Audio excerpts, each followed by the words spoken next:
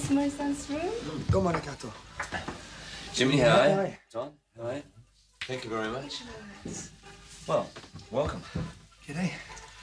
Right, well, while we're having something to eat, bog in, I want to ask you some questions, if you don't mind. I knew there was a catch. Yeah, there's always a catch, John. First of all, listen, congratulations, both of you, on the album, especially in Australia, because it's like now, #2 for the 5th week, keeping out Kiss, which is pretty difficult, I'd imagine, because it was selling by the tons, and the Rolling Stones are having problems with you as well. You must be knocked out with that. Yeah, it's great. Can't Stop the Music's kept you... Oh, that's a shame about that. Yeah. We'll have to make a film next time we do an album. Made enough. Listen, what's happening overseas? Yeah, well, Rod, our manager, is over in Los Angeles negotiating at the moment. Yeah. And with 4 companies.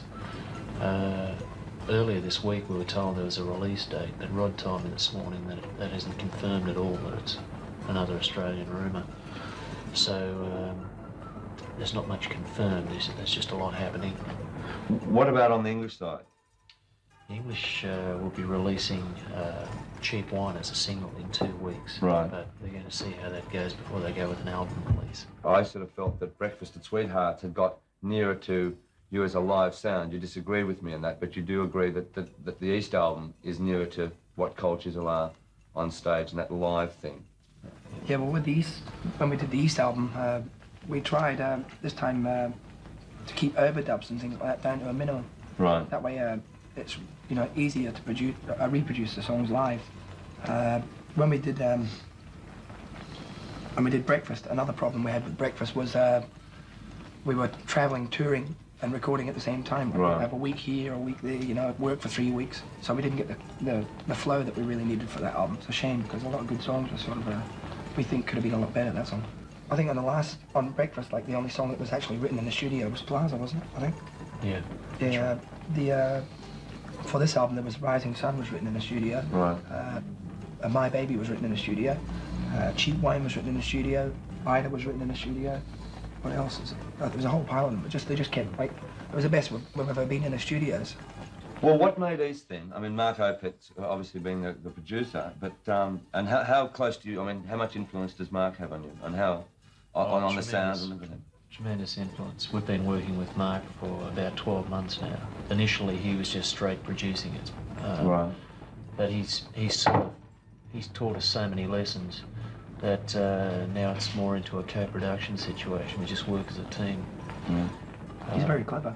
Okay, I saw you last night at the Bombay Rock in Melbourne, and the thing that amazes me is that there is very little dressing up as far as you're concerned with your lighting or anything like that. It's pure just the music itself. Is that the way you've always wanted it and it'll remain like that? Yeah, I think we're a lot more dressed up now than we've ever been. I think now is about the most dressed up we'll ever be. Yeah? We've never really depended on things like that, because mainly, like, the main thing we worry about, like I always have since the band started, has been sort of getting the music together in the band itself. Right. Because I reckon if the band's strong enough and together enough, they can carry it through anything. You don't have to have lights, Yeah. White, a couple of globes up the top, 240s, You were saying just before that you get a lot of your inspirations by reading newspapers and things like that. Yeah. Like, let's take a lot of your songs. I mean, there's so much jail reference. You've never been in jail, have you? Only visiting. Yeah? So where do you get those ideas from? Well, we've played a couple of times in jails, and I've gone out to a jail in Sydney a couple of times, and, Right. and because there's some guys producing some music out there, and just had a look at what they're doing. Right, well, let's take Kaysana as far as Vietnam is concerned. You were never in Vietnam either, were you? No, but I knew some guys who were over there. Right. So you sort of just accumulate all this information, and then it just sort of sometimes comes out in your songs. Is it? Yeah. Photographic Sometimes. memory. And what about yours? Through the haze, I'd imagine. No, I read a lot. I read a lot of comics. No, most of mine I get ideas for hook lines, Right. mainly, so obviously. And I base the rest of the song around the hook line. And, Yeah. Now, the Star Hotel, I gather, is the Newcastle incident, is Yeah. it? And was that something you saw on the news, or Yeah. or had Or you spoken read to it in people that were newspapers. involved in it, or what? I read it in the newspapers. Yeah. I think with Star Hotel there's a lot of like underneath the surface. It's not just about the Star Hotel. Right. It's I think it's just about general unrest. Like there's a lot happening in Melbourne with where was it? Frankston, was it? Yeah.